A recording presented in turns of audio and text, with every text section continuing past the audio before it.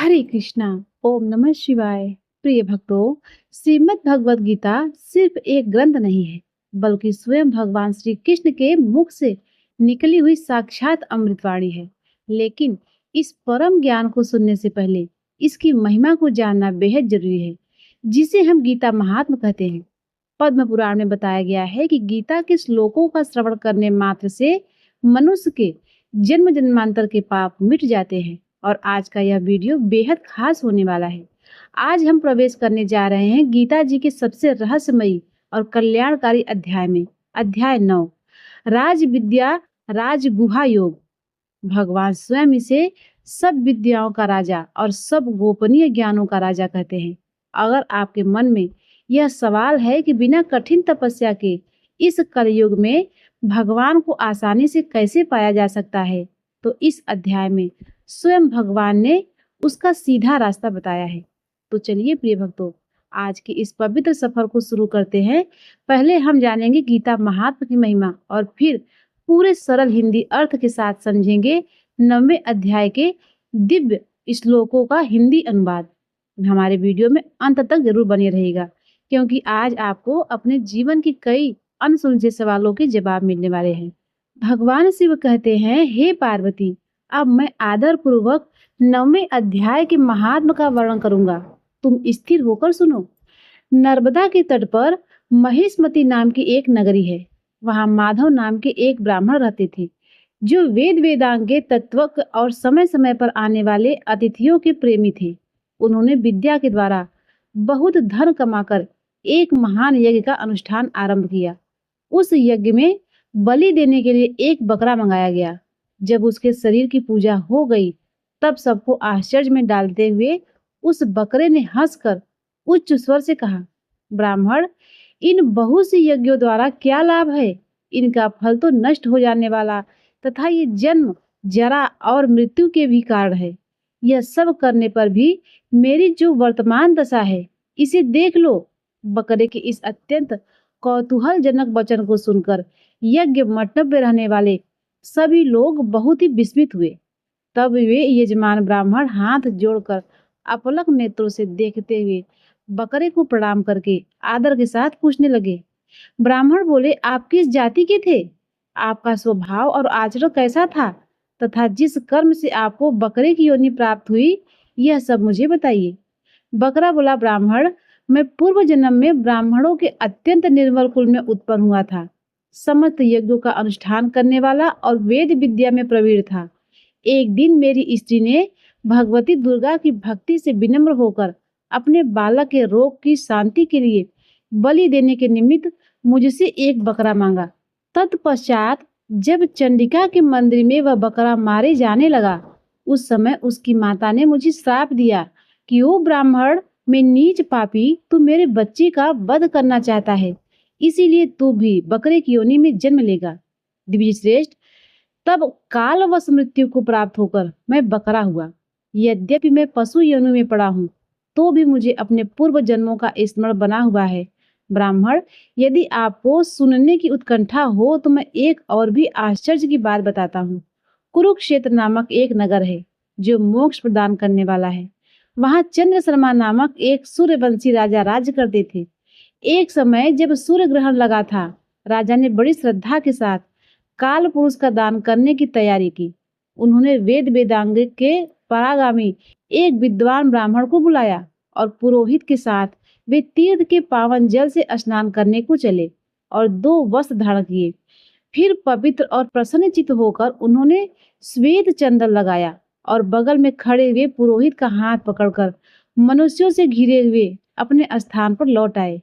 आने पर राजा ने यथोचित विधि से भक्ति पूर्वक ब्राह्मण को काल पुरुष का दान किया। तब काल पुरुष का हृदय चीर कर उसमें से एक पापात्मा चांडाल प्रकट हुआ। फिर थोड़ी देर के बाद निंदा भी चांडाली का रूप धारण करके काल पुरुष के शरीर से निकली और ब्राह्मण के पास आ गई।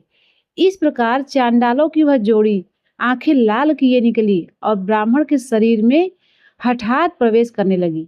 ब्राह्मण मन ही मन गीता के 9वें अध्याय का जप करते थे और राजा चुपचाप यह सब कौतुक देखते रहे। ब्राह्मण के अंतःकरण में भगवान गोविंद शयन करते थे, वे उन्हीं का ध्यान करने लगे। ब्राह्मण ने जब गीता के 9वें अध्याय का जप करते हुए अपने भगवान का ध्यान किया, तब उस समय गीता के अक्षरों से प्रकट हुए विष्णु दूतों द्वारा पीड़ित होकर वे दोनों चांडाल भाग चले। उनका उद्योग निष्फल हो गया। इस प्रकार इस घटना को प्रत्यक्ष देखकर राजा के नेत्र आश्चर्य से चकित हो उठे। उन्होंने ब्राह्मण से पूछा, विप्रवर, इस भयंकर आपत्ति को आपने कैसे पार किया? आप किस मंत्र का जाप तथा किस देवता का स्मरण करते रहे थे? वह पुरुष तथा स्त्री कौन थी? वे दोनों कैसे उपस्थित हुए? फिर वे शांत कैसे हो गए? यह सब मुझे बताइए। ब्राह्मण ने कहा, राजन, चांडाल का रूप धारण करके भयंकर पाप ही प्रकट हुआ था तथा वह स्त्री निंदा की साक्षात मूर्ति थी। मैं इन दोनों को ऐसा ही समझता हूँ। उस समय मैं गीता के 9वें अध्याय के मंत्रों की माला जपता था। उसी का महात्म्य है कि सारा संकट दूर हो गया। महीपते, मैं नित्य ही गीता के 9वें अध्याय का जप करता हूँ। उसी के प्रभाव से ग्रह जनित आपत्तियों के पार हो सका हूँ। यह सुनकर राजा ने उसी ब्राह्मण से गीता के 9वें अध्याय का अभ्यास किया। फिर वे दोनों ही परम शांति मोक्ष को प्राप्त हुए। प्रिय भक्तों, यह कथा सुनकर ब्राह्मण ने बकरे को बंधन से मुक्त कर दिया और गीता के 9वें अध्याय के अभ्यास में परम गति को प्राप्त किया। हरि ओम तत्सत। प्रिय भक्तों, ये जो मैं आपको गीता महात्म सुना रही हूँ, ये मेरे घर में रखे हुए पुराण से ही पढ़कर आपको सुना रही हूँ। आप लोगों ने सुना और देखा कि किसी भी पुराण में कहीं भी नहीं लिखा गया है कि किसी भी देवी देवता को बलि देना चाहिए। अरे, भगवान तो सबके माता पिता हैं, चाहे वो छोटे जीव हों या बड़े जीव हों, मनुष्य हों या जानवर हों। भगवान ने सबको बनाया हुआ है। किसी भी देवी देवता ने ये नहीं कहा है कि मुझे जीव की बलि दो। प्रिय भक्तों, बकरे की कहानी हमें सिखाती है कि प्रकृति का नियम सबके लिए समान है। पूर्व जन्म में वह बकरा एक वेदों का ज्ञाता ब्राह्मण था, लेकिन केवल एक गलत कर्म, अपनी पत्नी के कहने पर संतान की बीमारी ठीक करने के लिए बकरे की बलि देने के कारण उसे पशु योनि में जन्म लेना पड़ा। इससे स्पष्ट होता है कि हम चाहे कितने भी ज्ञानी या ऊंचे पद पर क्यों न हो, हमारे द्वारा किए गए किसी भी गलत कार्य का फल हमें भुगतना ही पड़ता है। प्रिय भक्तों, अब आइए सुनते हैं श्रीमद् भगवत गीता का अध्याय 9, जिसे राज विद्या राजगुहा योग कहते हैं। इसका हिंदी अनुवाद यानी सरल शब्दों में आपको सुनाती हूँ। श्री भगवान ने कहा, हे अर्जुन, अब मैं तुझ ईर्षा न करने वाले के लिए इस परम गोपनीय ज्ञान को अनुभव सहित कहता हूँ, जिसको जानकर तू इस दुख रूपी संसार से मुक्त हो सकेगा। यह ज्ञान सभी विद्याओं का राजा, सभी गोपनीयों से भी अति गोपनीय, परम पवित्र, परम श्रेष्ठ है। यह ज्ञान धर्म के अनुसार सुखपूर्वक कर्तव्य कर्म के द्वारा अविनाशी परमात्मा का प्रत्यक्ष अनुभव कराने वाला है। हे परतंत्र, इस धर्म के प्रति श्रद्धा न रखने वाले मनुष्य मुझे न प्राप्त होकर जन्म मृत्यु रूपी मार्ग से इस संसार में आते जाते रहते हैं। मेरे कारण ही यह सारा संसार दिखाई देता है और मैं ही इस संपूर्ण जगत में अदृश्य शक्ति रूप से मैं सभी जगह स्थित हूँ। सभी प्राणी मुझ में ही स्थित है, परंतु मैं उनमें स्थित नहीं हूँ। हे अर्जुन, यह मेरी ऐश्वर्य पूर्ण योग शक्ति को देख, यह संपूर्ण सृष्टि मुझ में कभी स्थित नहीं रहती। फिर भी मैं सभी प्राणियों का पालन पोषण करने वाला हूँ और सभी प्राणियों में शक्ति रूप में स्थित हूँ, परंतु मेरा आत्मा सब प्राणियों में स्थित नहीं रहता, क्योंकि मैं ही सृष्टि का मूल कारण हूँ। जिस प्रकार सभी जगह बहने वाली महान वायु सदैव आकाश में स्थित रहती है, उसी प्रकार सभी प्राणी मुझ में स्थित रहते हैं। हे कुंती पुत्र, कल्प के अंत में सभी प्राणी मेरी प्रकृति इच्छा शक्ति में प्रवेश करके विलीन हो जाते हैं और अगले कल्प के आरंभ में उनको अपनी शक्ति प्रकृति से फिर उत्पन्न करता हूँ। 84 लाख योनियों में सभी प्राणी अपनी इच्छा शक्ति प्रकृति के कारण बार बार मेरी इच्छा शक्ति से विलीन और उत्पन्न होते रहते हैं। यह सभी पूर्ण रूप से स्वतः ही मेरी इच्छा शक्ति के अधीन होते हैं। हे धनंजय, यह सभी कर्म मुझ बांध नहीं पाते, क्योंकि मैं उन कार्यों में बिना किसी फल की इच्छा से उदासीन भाव से स्थित रहता हूँ। हे कुंती पुत्र, मेरी अध्यक्षता में मेरी भौतिक प्रकृति सभी चर तथा अचर जीव उत्पन्न और विनिष्ट करती रहती है। इसी कारण से यह संसार परिवर्तनशील है। मूर्ख मनुष्य मुझे अपने ही समान निष्कृष्ट शरीर आधार वाला समझते हैं। इसीलिए वह सभी जीवात्माओं का परम ईश्वर वाले मेरे स्वभाव को नहीं समझ पाते। ऐसे मनुष्य कभी न पूर्ण होने वाली आशा में, कभी न पूर्ण होने वाले कर्मों में और कभी न प्राप्त होने वाले ज्ञान में विशेष रूप से मोहग्रस्त हुए मेरी मोहनी वाली भौतिक प्रकृति की ओर आकृष्ट होकर निश्चित रूप से राक्षसी वृत्ति और आसुरी स्वभाव धारण किए रहते हैं। हे पृथापुत्र, मोह से मुक्त हुए महापुरुष दैविक स्वभाव को धारण करके मेरी शरण ग्रहण करते हैं और मुझको सभी जीवात्माओं का उद्गम जानकर अनन्य भाव से मुझ अविनाशी का स्मरण करते हैं। ऐसे महान पुरुष दृढ़ संकल्प से प्रयत्न करके निरंतर मेरे नाम और महिमा का गुणगान करते हैं और सदैव मेरी भक्ति में स्थिर होकर मुझे बार बार प्रणाम करते हुए मेरी पूजा करते हैं। कुछ मनुष्य ज्ञान के अनुशीलन द्वारा यज्ञ करके, कुछ मनुष्य मुझे एक ही तत्व जानकर, कुछ मनुष्य अलग अलग तत्व जानकर अनेक विधियों से निश्चित रूप से मेरे विश्व स्वरूप की पूजा करते हैं।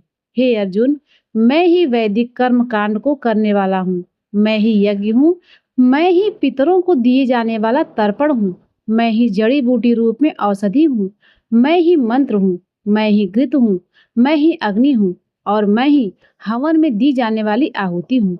इस संपूर्ण ब्रह्मांड का मैं ही पालन करने वाला पिता हूँ, मैं ही उत्पन्न करने वाली माता हूँ, मैं ही मूल स्रोत दाता हूँ, मैं ही इसे धारण करने वाला हूँ, मैं ही पवित्र करने वाला ओमकार शब्द से जानने योग्य हूँ, मैं ही ऋग्वेद, सामवेद और यजुर्वेद हूँ, मैं ही सभी प्राप्त होने वाले परम लक्ष्य हूँ, मैं ही सभी का भरण पोषण करने वाला हूँ, मैं ही सभी का स्वामी हूँ, मैं ही सभी के अच्छे बुरे कर्मों को देखने वाला हूँ, मैं ही सभी का परम धाम हूँ, मैं ही सभी के शरण स्थली हूँ, मैं ही सभी के प्रेम करने वाला घनिष्ठ मित्र हूँ, मैं ही सृष्टि को उत्पन्न करने वाला हूँ, मैं ही सृष्टि का संहार करने वाला हूँ, मैं ही सभी का स्थिर आधार हूँ, मैं ही सभी को आश्रय देने वाला हूँ और मैं ही सभी का अविनाशी कारण हूँ।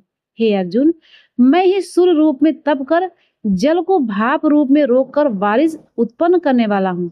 मैं ही निश्चित रूप से अमर तत्व हूँ, मैं ही मृत तत्व हूँ और मैं ही सत्य रूप से तत्व हूँ और मैं ही असत्य रूप में पदार्थ हूँ।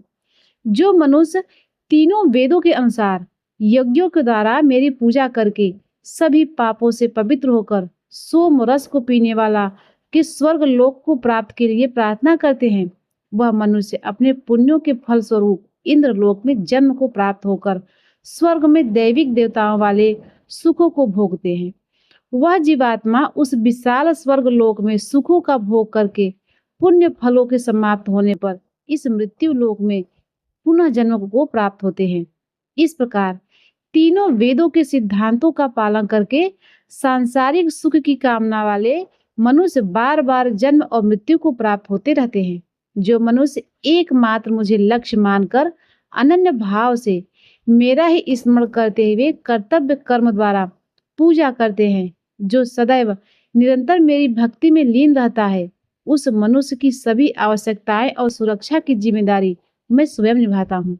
हे कुंती पुत्र, जो भी मनुष्य श्रद्धा पूर्वक भक्ति भाव से अन्य देवी देवताओं का पूजन करते हैं, वह भी निश्चित रूप से मेरी ही पूजा करते हैं, किंतु उनका वह पूजा करना अज्ञानता पूर्ण मेरी प्राप्ति की विधि से अलग त्रुटिपूर्ण होता है।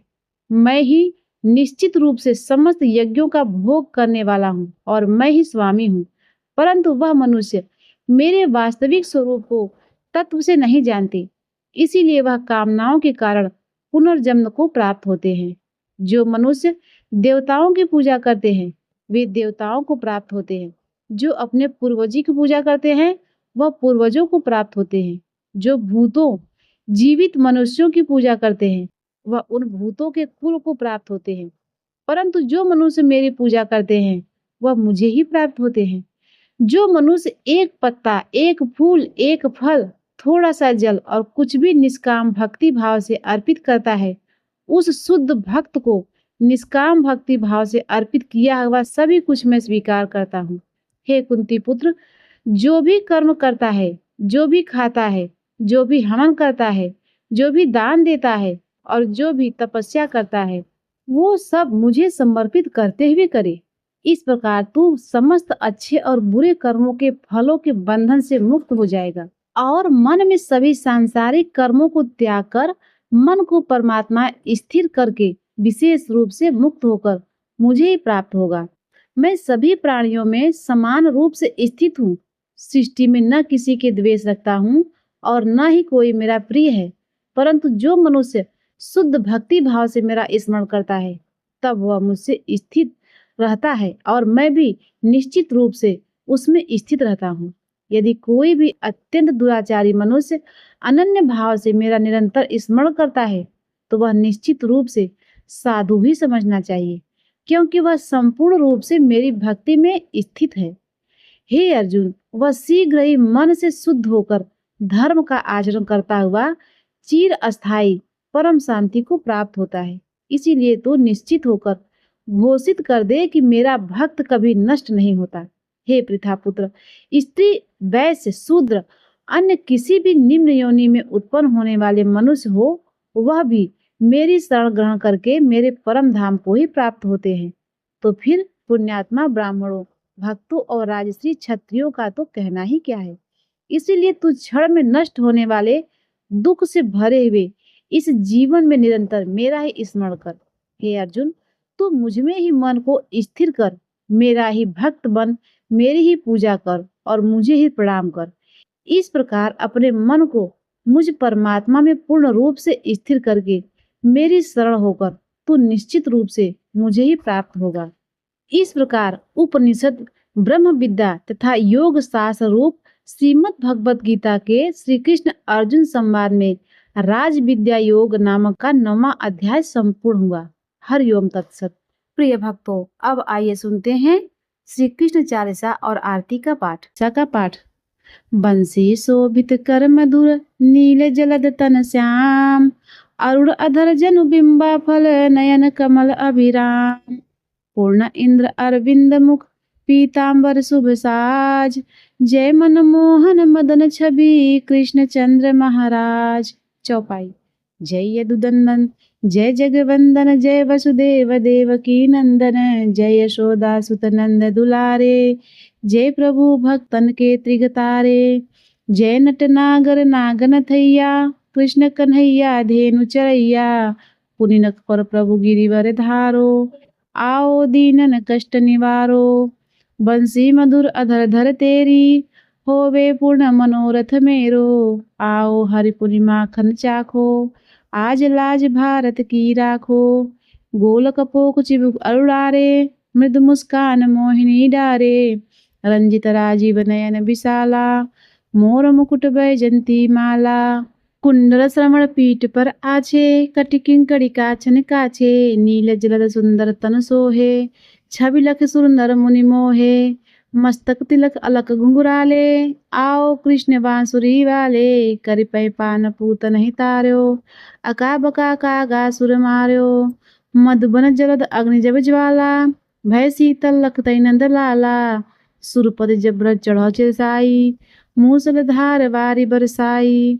लगत लगत ब्रज चहन बहायो, गोवर्धन नखधारी बचायो, लख यशोदा मन भ्रम अधिकाई, मुँह में 14 भुवन दिखाई। दुष्ट कंस अधि उधम मचायो, कोटि कमल जब फूल मंगायो, नाथ कालहि तब तुम लीन है, चरण चिन्ह दय निर्भय कीन्हे।